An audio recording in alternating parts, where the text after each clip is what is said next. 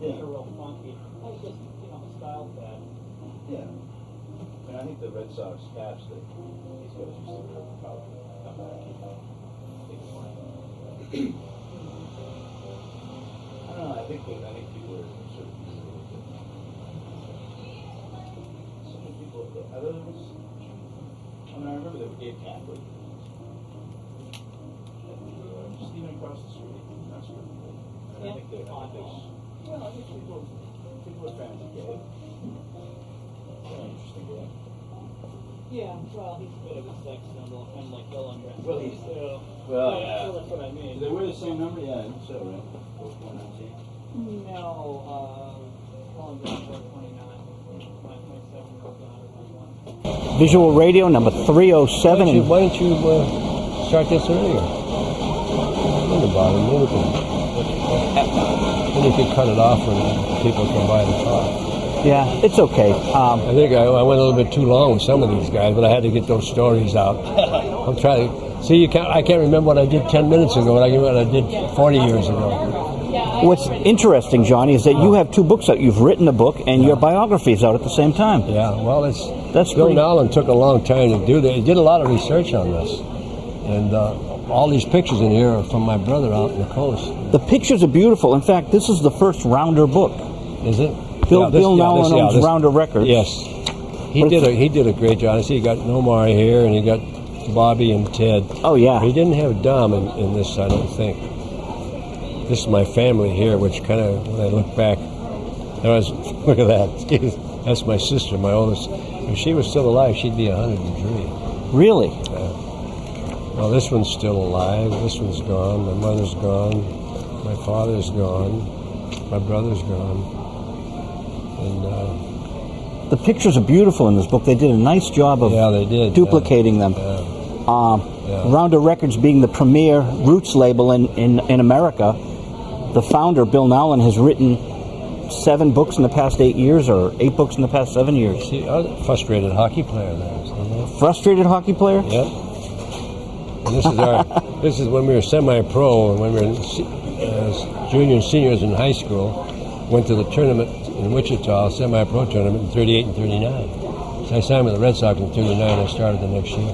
These are just gorgeous photos. Yeah, they are. And priceless. Yeah, this is when we were in the Navy. There's Buddy Grimp with the Braves, Joe Coleman with the A's, and there's Ted, Johnny Sain. Amazing. And this is when we got back after the war, opening day in 46. Opening day, 46. Yeah, we won the ball. Last inning, hit a home run off of Dick Fowler. So that was your first game in... After the war. For 3 years, 4 years? Yeah, 3 years. 3 years. Ted lost 3, then he lost 2 in Korea. He lost 5 years, so did Bob Feller. There's McDermott. Look how good, what a great-looking pitcher he was. There's McCarthy and Tebbets. I got kicked out of this ball game. I wasn't an umpire baiter. I took him for this one here, Ted. I got some of these. There's my man, Sal Bertolami. Here's Ted at one of our affairs. It's a great, great book on your life. Bill Nolan went into the libraries and went through all the microfilm. Yeah. He spent a lot of time. I know he did. He did a lot of research, and there was a lot of stuff he came up with. I asked him where he got it. Well, I think he went down the globe. He went all over the place. And that's it. He got very friendly with the Sabre people. They study all these guys in my era and what they did and how much they did. And it's very flattering because these things never happened to us when we were players, because now you got these computers doing all their work for them and so forth, which is good. I think it's great. And you can't stand in the way of progress. When that happens, it makes it better for the individual. What was it like for you, a ball player, writing a book and having a book written about yourself at the same time? Well, this come out. I didn't think the Nolan's book was coming out until next month. Okay. And I got with Triumph. They called me last December, and I had all 2003. Yeah.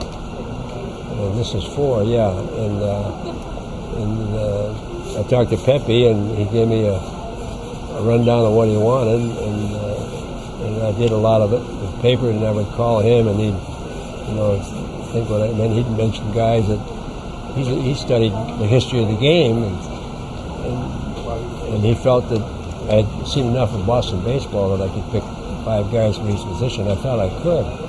When I started, it was a much tougher chore than I thought, because I wanted to be fair, and the guys in my mind who I thought were the great players in Red Sox history. And I say I even forgot Babe Ruth, so I put him up as my left-handed pitcher. Then I had Bruce Hurst, number 2. But my number 1 right-hander was Roger Clemens. And that were Red Sox. I had Tion in there. Tion was a great pitcher. And Tion really did it the hard way. He was a flamethrower when he first got the baseball in his arm. And then he went down and went on to do the trick. But he still got enough sense that what he had to do, and where he threw a ball in the middle of the high 90s. Well, he knew how to pitch. He twirl and twist and change speeds, and he learned that very well. And became a pitcher even after he couldn't throw hard. And everybody says you got to throw hard to win, and I believe that. I agreed with that. But a lot of times you get they're talking about Pedro Martinez now, and he's losing something that he thought, well, that might be so, but he's still getting them in the upper 90s. But he's a guy with great control. He's got a great breaking ball, a great cut, a great changeup. When you have those kind of pitchers, you set up a hitter. And Pedro is smart enough. He studies the hitting. Does he? Yes, sir. He studies it. He sits in that dugout and watches. And Schilling's that way too. I think Schilling, he's a throwback from the older guy, because he's a hard-throwing guy and he relies on that pitch, and he'll live and die with it. Well, Clemens did too. And he got what they call a splitter. You put that in between your finger like this, and the ball breaks down. Then you don't have to throw it as hard, but it's usually if you aim it for the knee and it sinks maybe 2 or 3, 4 inches. And it's almost a strike. And a lot of guys will swing at that ball. A lot of guys will swing at it. If they just see a ball, they're swinging and may not even hit it. And velocity is very, very important. And you always say, can a guy throw hard? Well, I've seen Bob Feller in our time, Trucks, Trout, Newhouser, Early Wynn, Garcia. You can name 100 guys that threw the ball awfully hard, but they were always successful. And once something goes wrong with your arm, now you've got to learn how to pitch. Bob Lemon was an infielder when he first got to the big leagues, and he had such a great arm, so they suggested pitching. Well, within 2 years, he was one of the best pitchers in the American League. He threw the ball hard, but he also had that good sinking fastball. Anytime you have movement on the ball, it doesn't have to be a big break or anything. So this is where the years, what they call the slider came in. When Ted Williams saw that, he said, that's going to do a great thing for baseball. And he thought that was the best pitch, but I don't agree with that, but I agree with a good breaking ball. And usually you say the pitch that you can't hit is the one you least like to hit. And that happens too, but some good hitters, they say they're breaking ball hitters, but not consistently. They're looking for that fastball, because all you do is if you get that bat on the ball, it's going to go, especially if you're a good-sized guy, even if you're a little guy. If you have the knack of getting that ball in play and hitting it on the sweet spot of your bat, you're in the business. Johnny, when you were at the game with Carlton Fisk hitting that great home run. Yep. So you were the first Red Sox he walked by. Yep. Patted him on the fang. He was jumping up and down like a coyote, and he's such a good. What did you think of the ball when you saw it sailing? Well, I was just hoping it would stay fair, and of course Pudge is going like this, stay fair. I'm watching Pudge when the ball went in. I knew it was a home run if it stayed fair. Yeah. And when the umpire went fair, he's jumping around, and there must have been 50 guys at home plate when he hit the play. But it was that's one of the things that very rarely happens to players. When something like that happens to you, you're so elated, you're so grateful because you won the ball game, and you get this bird's eye view. Oh yeah. But I've been disappointed a lot of times too, because you know, they say, well, you got to have a lot of, you know, luck should help you sometimes, but you make your own luck. And I know guys that, you know, we've been so close, so many. I thought last year we were a lead pipe cinch to win. All we had to do was, but things happened in that playoff game, the final playoff game in New York. And at one point we had a 3-run lead. And we had a chance to get more, but then there was a strikeout and a double play, and the inning's over. And I was talking with my good friend Jack Hickey, and this is going to hurt us. I said, I hope it don't. And Pedro was pitching pretty good, and a couple of, I think there was only 1 or 2 balls hit good off him in those next 2 or 3 innings. And I thought, well, he's going to be fine. And of course, then the ball got over Nixon's head, and then Posada hit a ball on the end of his bat that went for a double, and now it's all tied up, and wow. First thing you know, with those big, strong hitters, and in Wakefield, who did so many good things with our ball, but he felt terrible about it. You know, his knuckleball didn't do much; it just hung up there, and of course, he was probably throwing the same pitch, he'd have probably missed it. But you can't fault Wakefield. When that ball Wakefield. goes dancing in there, it's hard to hit. Very difficult. And Wakefield he's such a wonderful kid. And was so dependable. Yes. I mean, oh, yeah. God He's bless been him. so useful to this ball club. He's probably the oldest guy in amount of service. I think he's been here, 9 years? He's going into his 10th year next year. And he can pitch at he's in his 40s because these Necro brothers did it. Wilbur Wood did it. And the Nicos, of course, they helped him learn the technique. Yeah, and Wilbur Wood was a kid from Belmont over here. He won 20 games when he was a starter in those years. And he relieved, but that little white rat, as they say, the baseball, does some strange things. Johnny, they call you here the Red Sox baseball's ambassador extraordinaire. You've been working harder than most authors. I talk to a lot of authors. You're out there working. You're in all these stores. I saw you at BJ's Wholesale Club. Yeah, well, that was part of the situation, and it's when you say you're going to do something, you want to do it, and I like doing it. I mean, the people here have been great. The fans love seeing you. Well, it's flattering, and I'll tell you what, I can't believe some of the stuff that I hear, but it's great to hear. It's better than giving you the devil. But I always felt I was a friendly little guy, and I like people, and people can, when you're a ball player, they think you're supernatural, and that's not so. You're a human being, and you look at people that ask you these questions, and you try to answer them best. I don't like to get flipped with a fan, because I'll give you an example of that. I think I might have told you this when we were out at BJ's. Mirabelli was here last year. He said to me, he says, Johnny, you played in this town a long time. He says, did they ever boo you? I said, of course they did. He said, well, what did you do? And I said, well, if he booed me and the guy was behind the dugout and he gave me a blast while I was going in the dugout, I would just look at him and not say a word. I'd get in the dugout, take my seat, and I'd look up at the ceiling of the dugout and say, like he's 3 feet away from me, I said, well, if you didn't like that kind of play for $1.75, that's too bad. And that's the way but see, you can't think about those things. The people around here want you to do well. I think they'd give up a meal for it. That's the way I feel about it. They're devoted fans. I told Dougie, I said, Dougie, these are the best fans. They talk about New York and Chicago and all the places in there, but the best place to play ball is here, because the people here actually love you.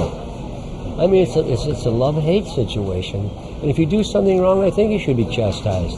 There's nothing wrong with that.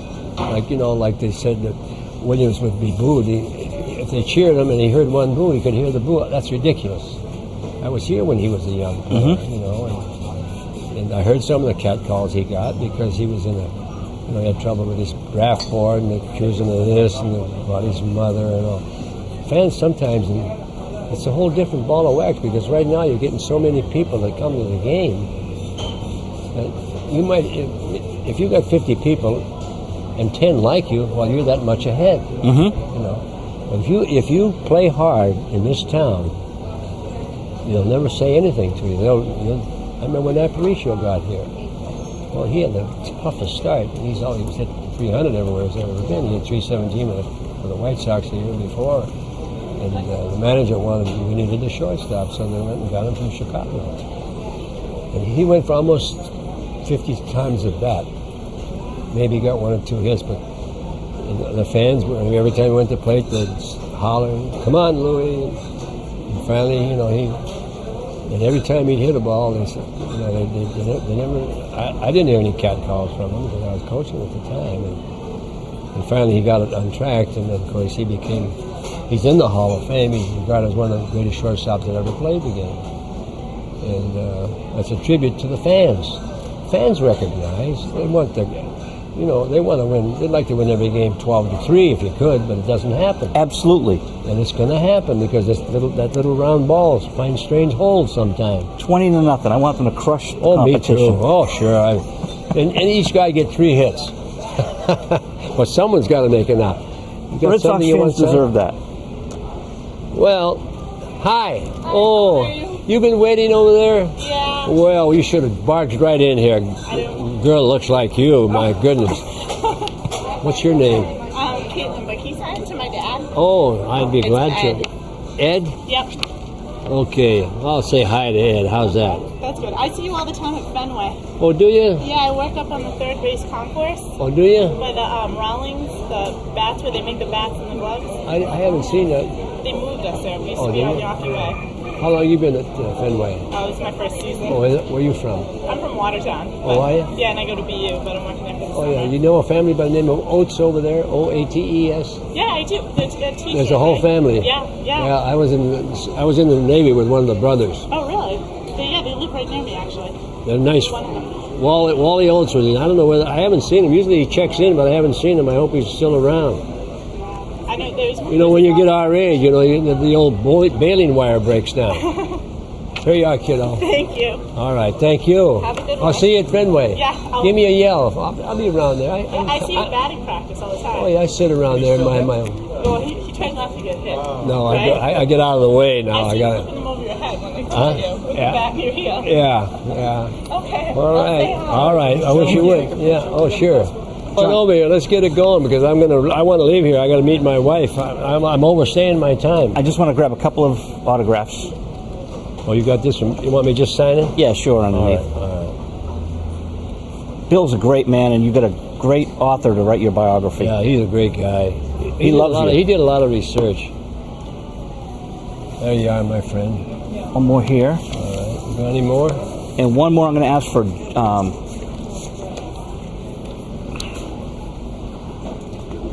for Jimmy Isaacs, this one here. He writes at the Boston Magazine. Yeah. He's a big fan of yours. Just sign it. Yeah, I'll get it to Jimmy. And we're talking to Mr. Red Sox, Johnny Pesky, at the beautiful Barnes & Noble University bookstore. This used to be the Boston. This used to be the Boston Club. Today is the 19th. No, Yeah. that was yesterday, wasn't it? No, Nope, it's my today. ex-girlfriend's birthday, May 19th. I remember. These Sox legends, Jesus Christ. 1-2, huh? Well, I was here a quarter of. Fine, yeah, fine. All right. The great Johnny Pesky on Visual Radio, number 307. Right here? Yes. And Red Sox Nation are coming up to bat. They're on deck. Scott Williams in the pitcher. Yeah. He doesn't call me Johnny, he calls me Pesky Pole. I said, get somebody out, will you? That's going to be for my office. All right. Let me, where's that? Where's that? The good one? Yeah. I got a pen here.